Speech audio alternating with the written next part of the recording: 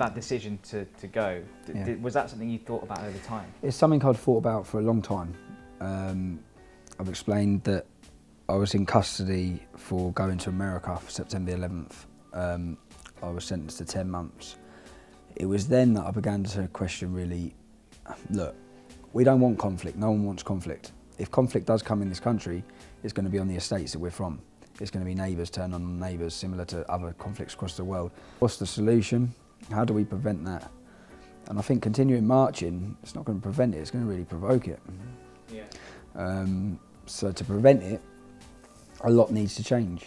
How do we get there? That's what I started questioning myself. And that's when I thought, you know what, we need to appeal to the mainstream moderate Muslims. I think I'm in touch with people across the country that understand the angers, the frustrations. There's an undercurrent of anger and it's bubbling. And the more it bubbles and the more angry people get and the more there's no debate being able to have, the bigger opportunity it is to push people to the far right. And inevitably, Islamist ideology and far right ideology will work off each other. This will grow as that grows. I think there is a problem within the Islamic ideology that sees all Muslims as a brotherhood and a sisterhood, and they're not taking the stance against them that they would if they were non-Muslim, saying and doing the things. Because they say about bringing their religion into disrepute. Many of these Muslims who are acting in extremist Islamist ways are bringing their religion into disrepute. So they should be tackling them. They should be angry with them and frustrated with them.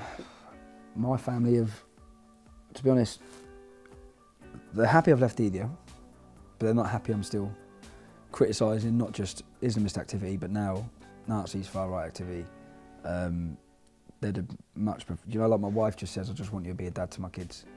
I've got 3 kids. My mum's not well, but my family would just prefer if I shut up, I think. But for me, what I'm saying is for my family, this isn't about my kids. This isn't about just my kids. I think these problems are going to be inherited by the next generation of kids. And if we're all burying, if you ask the average person, they understand there's the problem, these problems are there. So say, what are we doing about it? And no one's doing anything about it. No one's doing anything about it. And that's the problem. So my family, my wife, yeah, I don't know. They don't want me to be saying what I'm saying. But at the same time, I've had that for 4.5 years. My wife has been very anti-English Defence League, which surprises a lot of people. My family don't support what we were doing. In towns and cities, in individual towns and cities, I'd like to have dialogue, and I think council leaders, elected leaders, need to have training and listen and understand what extremist organisations or sects of Islam are, who should be empowered, who shouldn't, who should be given a platform, who shouldn't. And at the same time, there's a big problem with predominantly white working class youth who I think have just been failed. And I think that they don't know their identity anymore, they don't even know their history, and I think they feel defeated by the time they're 15, 16, and they seem to have their heads down.